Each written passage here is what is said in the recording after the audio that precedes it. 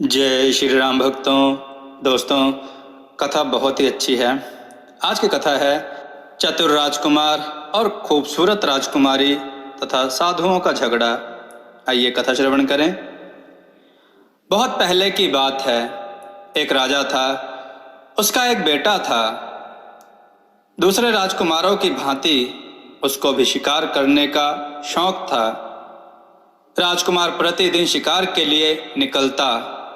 शिकार पर जाने के लिए जैसे ही घोड़ा बाहर निकालता, रानी का दिल घबराने लगता। बेटे के पास आकर वह समझाती, बेटा, शिकार के लिए पूरब जाना, पश्चिम जाना, उत्तर जाना, इन 3 दिशाओं में चाहे जितनी दूर जाना, लेकिन दक्षिण दिशा की ओर पांव न रखना।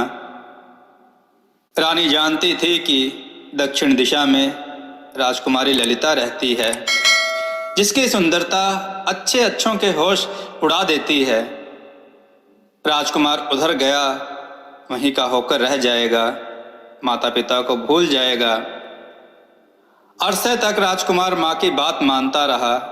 वह पूरब जाता, पश्चिम जाता, उत्तर जाता, परंतु दक्षिण की ओर पांव न रखता था। राजकुमार को याद था कि माँ दक्षिण दिशा में जाने को मना करती है। शायद माँ का लगातार रोकना ही उसके मन में दक्षिण के प्रति उत्सुकता बढ़ा रहा था।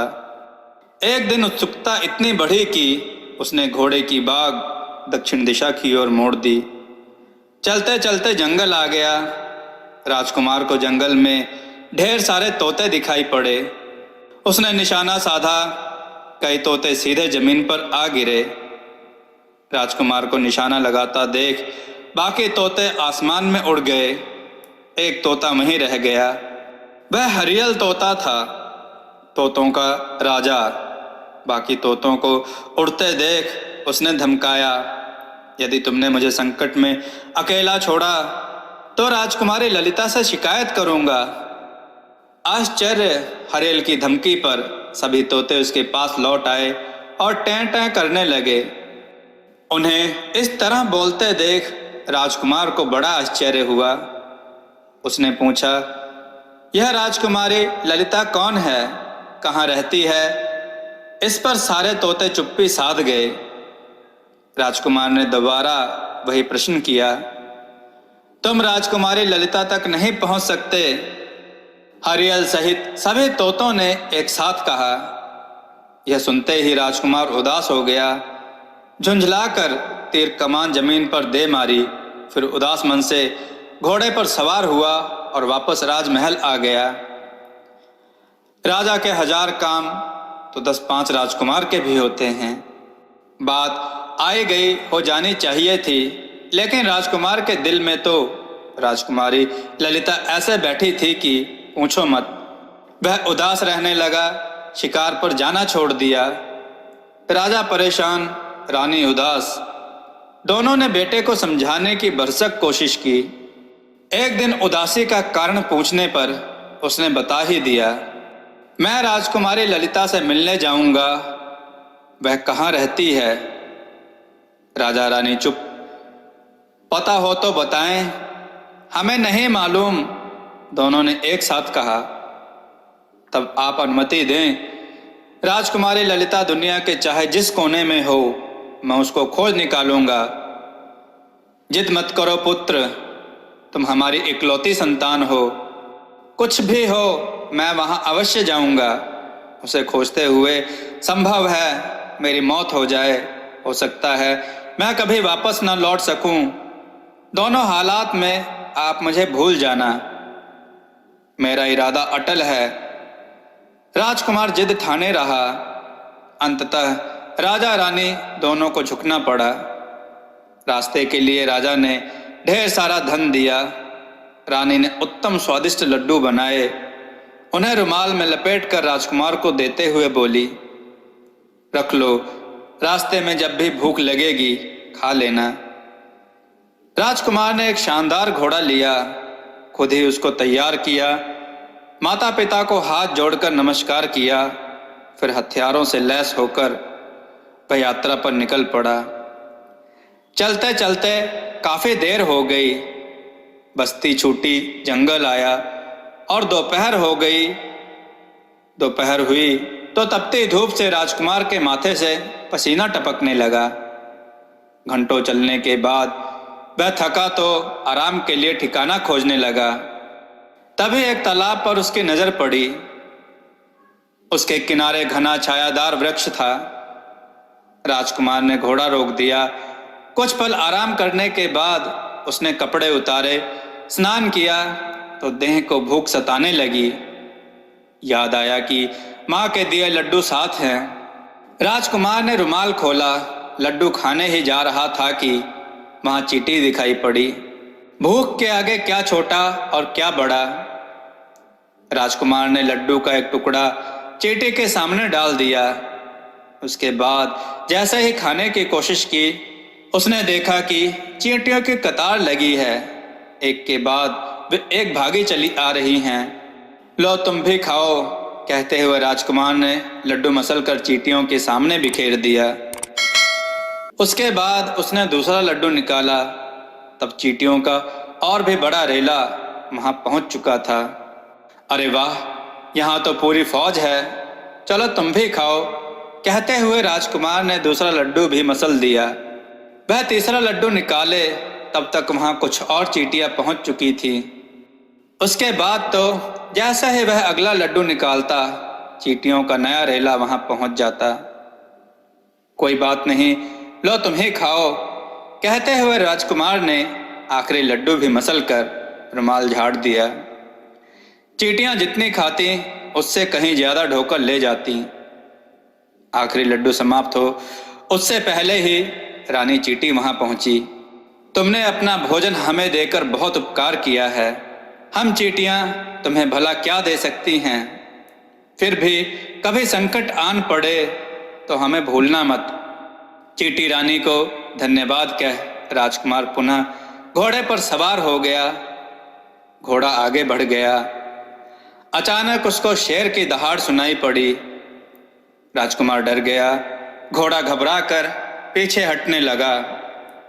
राजकुमार ने जैसे तैसे घोड़े को नियंत्रण में किया। कुछ दूर जाने के बाद सचमुच शेर दिखाई पड़ा। वह बुरी तरह दहाड़ रहा था। बार बार अपना पंजा ऊपर उठाता फिर गिराता था। जंगल में विचित्रताओं की कमी नहीं होती। कहीं यह इसका नाटक तो नहीं। राजकुमार ने शेर की ओर देखा। सहसा उसकी नजर उसके पंजे से रिश्ते खून पर पड़ी। वह समझ गया कि शेर के पांव में कांटा चुभा है। दर्द से व्याकुल शेर जोर जोर से कराह रहा था। राजकुमार को दया आई। घोड़े से उतरकर वह शेर के पास पहुंचा। मेरी मदद करो, शेर बोला। मैं कांटा निकाल दूंगा तो तुम मुझे खा जाओगे, राजकुमार ने कहा। नहीं खाऊंगा, मैं वचन देता हूं, मेरी मदद करो। राजकुमार ने जेब से कटार निकाली, फिर जमीन पर बैठकर कांटा निकालने लगा। जैसे ही कांटा निकला, शेर दर्द से व्याकुल हो जोर से चिंघाड़ा। उसके बाद शांत हो गया। कांटा निकलते ही उसको आराम पड़ चुका था। तभी राजकुमार के कानों में किसी दूसरे शेर की दहाड़ पड़ी। मेरी पत्नी है, मुझ पर संकट आया जान, वह यहाँ पहुँचने ही वाली है। तुम तुरंत ही कहीं छिप जाओ। शेर ने राजकुमार को छिपा दिया। थोड़ी ही देर में शेरनी वहां पहुंच गई। शेर ने अपनी चीख का कारण उसे बता दिया। कहाँ गया वह दयालु इंसान, शेर की पत्नी ने पूछा। मुझे उसका आभार मानना चाहिए। मैंने उसके प्राणों की रक्षा का वचन दिया है। तुम क्या मुझे कृतज्ञ समझते हो? जिसने हम पर उपकार किया है, मैं उसी के प्राणों की बलि लूंगी, शेर की पत्नी बोली। शेर ने आवाज दी। राजकुमार बाहर आया तो शेर और उसकी पत्नी ने उसका आभार व्यक्त किया। पैर में घाव हो जाने से शेर चलने फिरने में असमर्थ था। उसकी देखभाल के लिए राजकुमार ने वहीं ठहरने का निश्चय किया। उसके बाद हर रोज वह शेर के पांव को धोकर उसकी पट्टी करता। 3-4 दिनों में ही वह भला चंगा होकर दौड़ने लगा। एक मनुष्य को अपनी सेवा करते देख शेर और उसकी पत्नी बहुत प्रसन्न थे। राजकुमार चलने को हुआ तो दोनों ने वचन दिया कि वह संकट में जब भी उन्हें याद करेगा वे मदद के लिए तुरंत उपस्थित हो जाएंगे। राजकुमार घोड़े पर सवार होकर आगे बढ़ गया। चलते चलते दूसरा जंगल भी पार हो गया। तीसरा जंगल बहुत घना था। रास्ता उबड़ खाबड़, चुनौतियों से अकेला जूझता हुआ राजकुमार आगे बढ़ता गया। तभी उसने देखा कि 4 साधु आपस में झगड़ रहे हैं। घोड़ा रोककर वह उनके पास पहुंचा। कारण पूछने पर उनमें से एक ने बताया, हमारे गुरु इन 5 वस्तुओं को छोड़कर मरे हैं। पलंग, थैला, पत्थर का कटोरा, छड़ी और यह रस्सी। मूर्ख हो तुम सब जो इन मामूली वस्तुओं के लिए जान लेने देने पर तुले हो। राजकुमार बोला, तुम इनके बारे में कुछ नहीं जानते। एक साधु बोला, ये चमत्कारी वस्तुएं हैं। यह पलंग है, आदमी इस पर बैठकर कहीं भी जा सकता है। और यह थैला, इसमें ऐसी करामात है कि भोजन, वस्त्र, आभूषण, धन आदि जो भी इससे मांगोगे तुरंत उपस्थित कर देगा। तीसरा यह कटोरा देखने में पत्थर का अवश्य है, लेकिन प्यास लगने पर अमृत समान मीठा जल तुरंत प्रदान करता है। बस मांगने भर की देर है।